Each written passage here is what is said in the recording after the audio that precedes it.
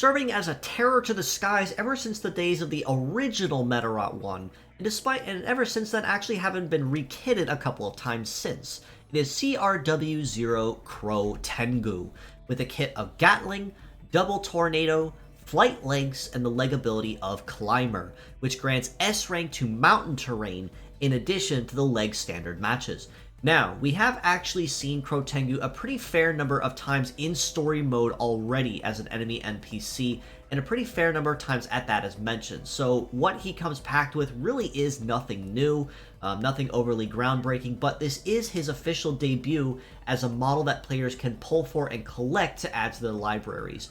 Gatling is a shooting-based skill and a conventional one that is a scattered AoE, meaning it will damage one part normally, and then pick two others at random at 1/3 damage for more coverage. Right and left arm of Tornado are ailment-based shooting attacks that upon the attack landing on the target and they have not dodged or grazed, will also suspend the enemy in a tornado for a small amount of time, effectively rendering them unable to move or unable to no dodge and no defend. And as an added bonus to Tornado, as long as the vortex is still active, it does also render the target also subject to the anti-air weakness, which means, say, Golf Bullet,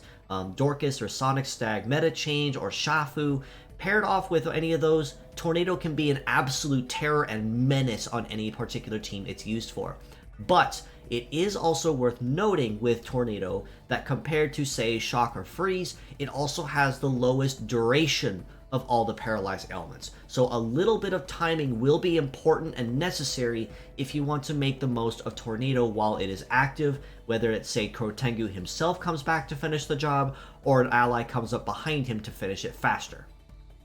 Now, as a flight-based leg, Crow Tengu also is moderately squishy across the board too, which is to be expected. At head HP about little over 3200, arms at about 2700 each is definitely on that more squishy glass cannon side, so to speak, and legs at about almost 3400 as well, means not super high of an HP pool, but granted that he is a flight leg, he does kind of try to use this to his advantage.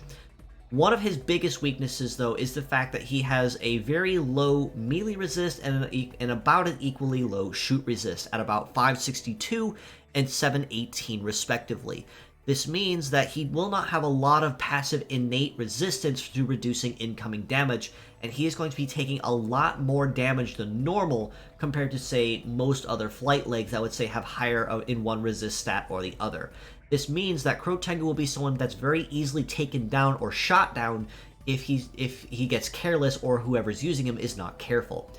To comp this, however, he does have a very massively high mobility at just over 1100, which will put him currently at one of the fastest, if not the fastest, flight leg currently now available in the game. And with an evade of 1878, it is designed to kind of comp his already very low resistance stats, making him intent more to dodge or graze more than actually tank incoming blows. That being said, as a pure set score, I do honestly have to rate Crow Tengu a pretty solid 6.5 out of 10. Again, not to say that he's terrible, because he can be made an absolute menace if used right, and he definitely does have the specs to do so, but he does also have a number of glaring weaknesses that makes him very easy to counter or exploit depending on how you use him.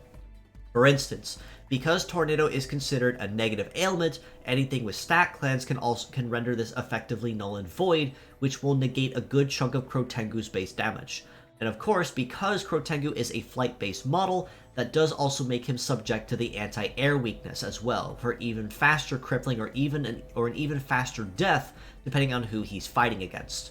As mixed parts, I do have to rate him just a little bit higher at a 7 out of 10. Given that even though together his kit doesn't necessarily work too great, as Double Tornado is kind of redundant in terms of what he offers, as mixed parts he becomes much more versatile. Tornado, of course, is something you could use very effectively anywhere, especially with a nasty 1-2 hit combo with another ally.